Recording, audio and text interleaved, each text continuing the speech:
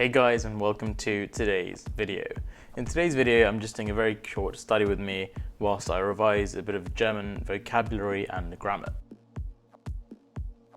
Now, having not spoken German too much in quite a few years, I've got a lot of catching up to do when it comes to grammar and vocabulary. So here I am learning the conjugations of some of the most basic verbs that could come in very handy when I start writing my report. I've got two reports to write, an interim report and a final report. And along with my final report, I have to deliver an oral presentation. So when I'm studying here, when I'm just trying to memorize words, I'm firstly using pen and paper, as you can see, and writing things down as I read through them. By writing things down, I'm making sure that I'm concentrating on the spelling, but also on the patterns that arise with regards to conjugations.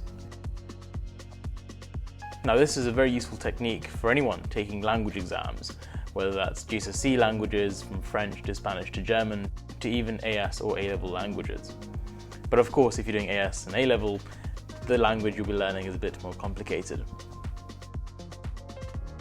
So as you can see here and there, I'm really trying to think about the patterns that are arising with the conjugations, because by spotting the patterns, I can then very easily apply these patterns to other words, which this example sheet may not go through.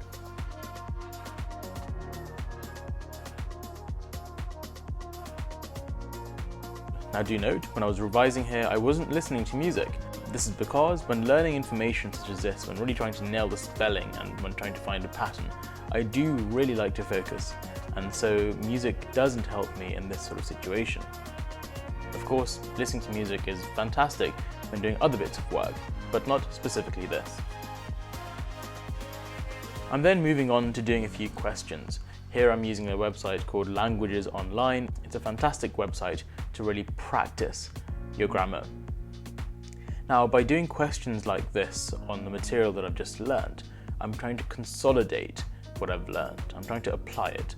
And usually one of the best ways of remembering information, usually one of the best ways to get it into your long-term memory, is by applying things, by applying the newly learnt content to new questions, to new scenarios. I'm also using Google Translate, as you can see here, because here and there are some words, some bits of vocabulary that I've not recognized.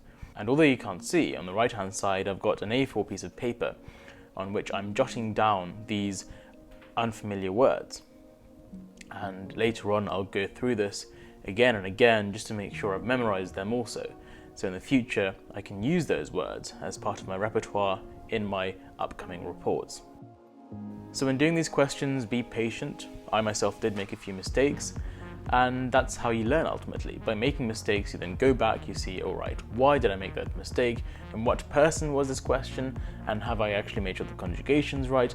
And most of the times, it was simply because I hadn't actually taken the time to read the sentence properly.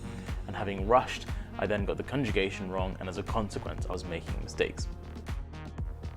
Anyway, we're coming to the end of this video now, and I just thought this was an interesting video to share with you guys, because it's me learning something completely different.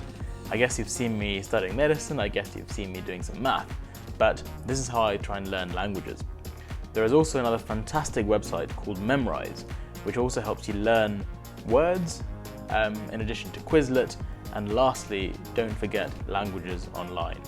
So anyway, hopefully that was useful, and I'll see you guys soon in another video. Take care, and bye-bye.